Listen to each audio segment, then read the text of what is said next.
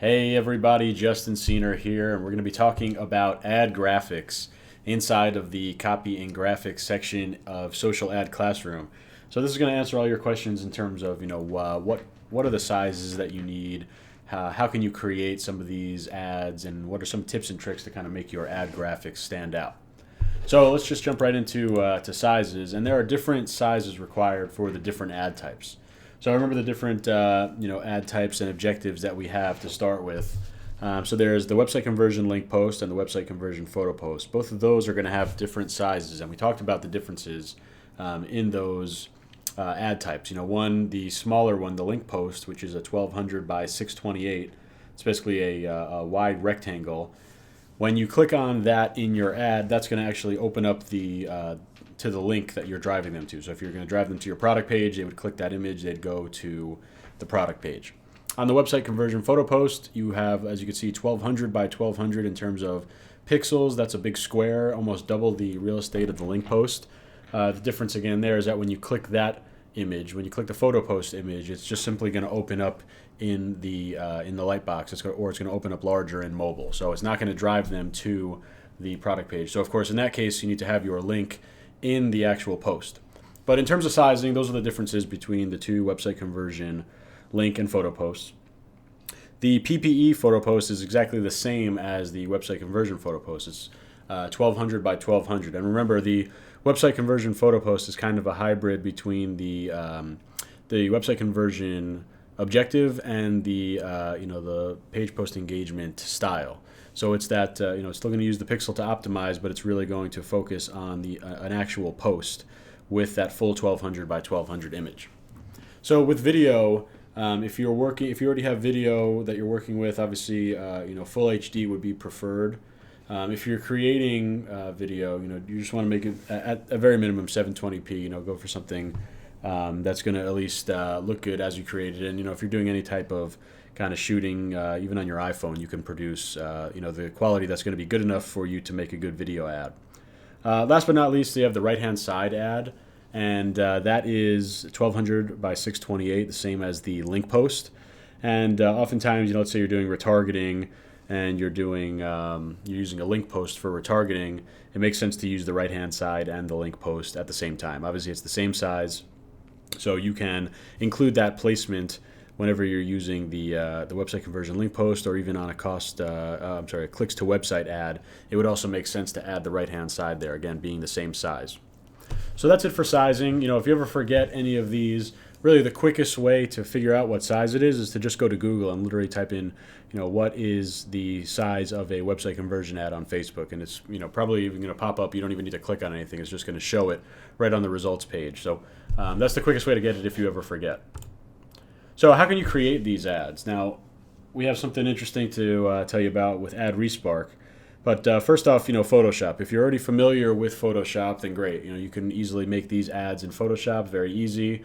We'll show some in the final video of this section in terms of we're just going to go and search out some of the different ad types. So you'll see, and we can probably tell if they were made by Photoshop or not.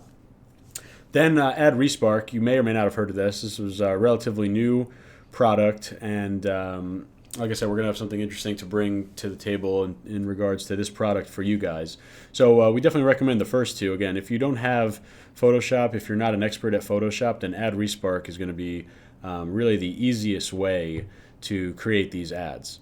And that's for any social network. They've got all of them covered. So then we also have Canva and PicMonkey. They're basically online, web-based designer tools, pretty much light versions of Photoshop. And then, of course, you could pay a designer. Go to Fiverr or go to Upwork, Craigslist, and actually just pay someone. In terms of ad creation, you shouldn't be talking about anything higher than really, $15 to $25. Obviously, Fiverr would be even cheaper. So again, we're recommending AdRespark or Photoshop. Either one of those is going to get the job done. So ad graphics, tips, and tricks. Now, these are just a couple of different things that we found to be successful. Other marketers have found to be successful on the social ad networks. A big one is colored border, and that's kind of an old trick that everyone's been doing. They'll put maybe a blue or a red or some bright colored outline around their ad image. And that's whether it's a 1200 by 1200 or a 1200 by 628, or if it's something for Pinterest or Instagram, whatever it is, it's still going to kind of make the ad stand out a bit. And we're still driving, tons and tons of traffic. A huge majority of our traffic is mobile. So when you think about people when they're just scrolling through their news feed real quick and they're just, kind of thumbing through and they're looking, you want something that is kind of like a break point for them. This kind of big, bright blue box or big, bright red box, something that stands out and kind of makes them stop and at least gives you another opportunity for them to actually look and interact and hopefully click on your ad. Another one is just a call to action, short text kind of thing where you'd add like a little quick, maybe 2, 3, 4, 5 word call to action that's right on the actual image. It would be great if it matches up with the actual text that you are associating with your post, the actual ad copy. And we'll talk about congruency in the next video, but whenever you could have things match up in multiple parts of your ad, that's going to really make your ad perform better. So an example of that, maybe in your in your ad copy, your call to action is 15% off this week only, or click to save 15%. Whatever text you put there, you should put the same text in your little call to action short text on your ad. For the idea of congruency, again, people want to see that consistency. It makes them feel more comfortable. This is specific to Facebook, and this is just about how much text you could have on your ad image. That rule is the maximum is 20% text.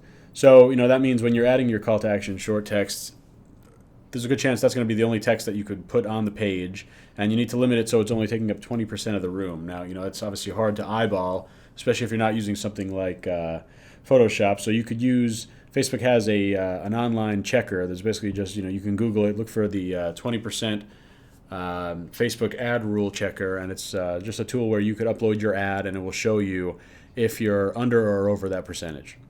So that's a rule to keep in mind. And then just overall, when we're talking about any ad, we want to use the full real estate, every pixel that we can. So this goes back to sizing a couple of slides ago. We want to use all 1200 by 1200 pixels. We want our image, we want our product image to really be very easily visible. We want to take up a ton of space. We want to have that border around there. We don't want to have any kind of any unnecessary white space in our ad. We want it to, we want our product to be as big and centered. You just want to be using high quality images. Just make it look as nice as possible. And to do that, you're going to want to use all of the real estate. Again, on the clicks to website or the link post ads or the right hand side ads, it's going to be 1200 by 628. And again, use every pixel that you can there. Enlarge your product image as large as you can, so it's as visible as possible. So yeah, always use the full real estate there. So that's it for ad graphics. Again, the last video is going to be super helpful. We're going to go over some live examples and just search out some ads and see what's working. So next video up is a talk about product copy. So see you there.